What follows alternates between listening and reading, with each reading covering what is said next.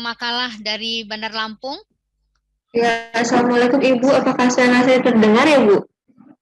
Baik, terdengar Mbak? Oh ya, baik. Silakan. Izin share screen ya, Bu. Ya, Assalamualaikum warahmatullahi wabarakatuh. Waalaikumsalam. Terima kasih kepada Ibu moderator dan juga Bapak Ibu reviewer. Pada kesempatan ini saya Maulana Nadia mewakili tim saya, Lincin dan Nofra dari BSPJ Bandar Lampung akan memaparkan mengenai KTI kami yang berjudul menakar persiapan remote work dan work from anywhere bagi aparatur sipil negara di Indonesia. Seperti kita tahu bahwa pandemi COVID-19 ini telah merubah banyak tatanan kehidupan manusia, dimulai adanya pemberlakuan pembatasan kegiatan masyarakat yang darinya tradisional menjadi lebih modern dengan adanya digitalisasi, di mana dengan adanya pemberlakuan pembatasan kegiatan masyarakat atau PPKM ini mendorong terjadinya perubahan sistem kerja menjadi work from home atau WFH. Dengan sistem kerja WFH ini, produktivitas pekerja atau pegawai ini akan meningkat karena memiliki fleksibilitas yang lebih tinggi. Dan setelah work from home ini sudah dijalankan, lama-kelamaan pandemi ini mulai terkendali sehingga mulailah muncul kondisi new normal. Akan tetapi, para pekerja ini sudah merasakan nyaman dengan sistem kerja WFH sehingga muncullah persepsi untuk rencana penerapan remote work ataupun work from anywhere. Penelitian ini telah kami lakukan pada 21 hingga 29 Juni 2022 di BSPJ Bandar Lampung dengan sumber data yang kami ambil itu data sekunder dengan metode itu literatur review untuk memperoleh kesimpulan dari literatur yang telah kita cari.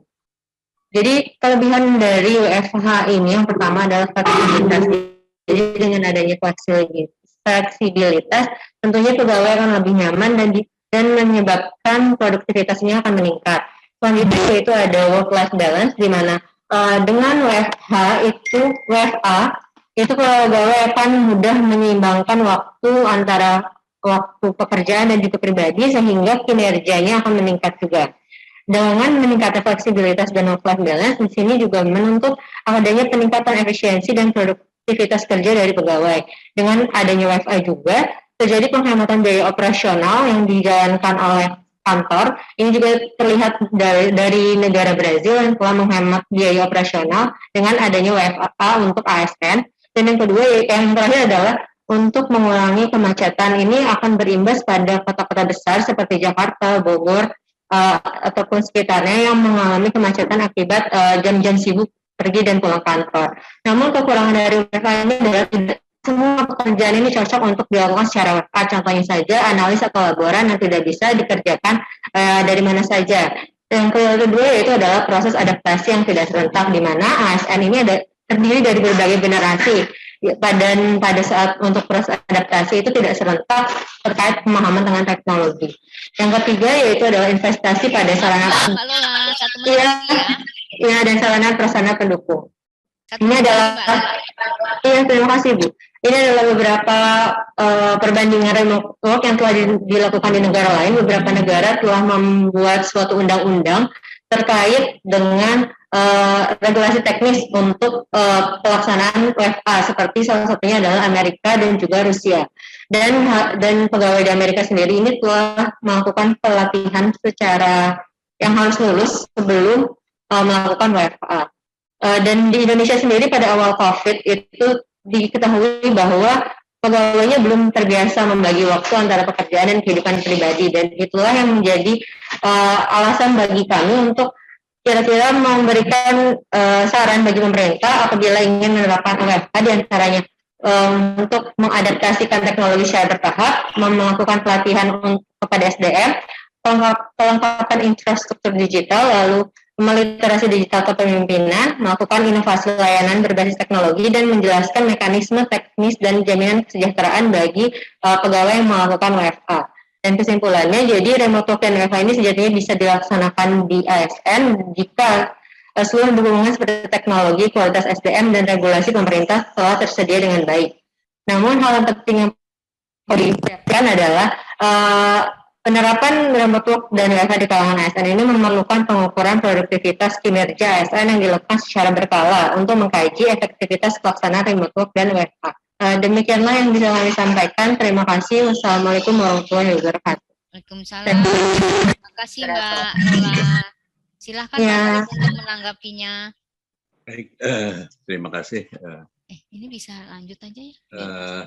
Cukup ini ya, maksudnya informasinya cukup bagus. Jadi dari contoh dari beberapa negara yang memberikan dampak yang positif terhadap WFA ini. Ya. Saya rasa mungkin ini kalau dari saya lihat kesimpulannya, ya, ini memang prasyarat-prasyarat itu yang harus dipenuhi. Saya rasa setuju saya ya, bahwa beberapa prasyarat harus dilakukan. Ya kemudian juga ya seperti yang pernah saya katakan juga bahwa bagaimana regulasi itu yang harus dibuat ya terkait dengan tadi pengukuran produktivitas. Saya setuju secara keseluruhan prinsipnya saya menyetujui apa yang ditulis oleh saudara Lola ini. Terima kasih. Silahkan Bu Teresia. Ya, terima kasih Bu. Jadi secara keseluruhan memang sudah bagus sudah paper yang ditulis ini.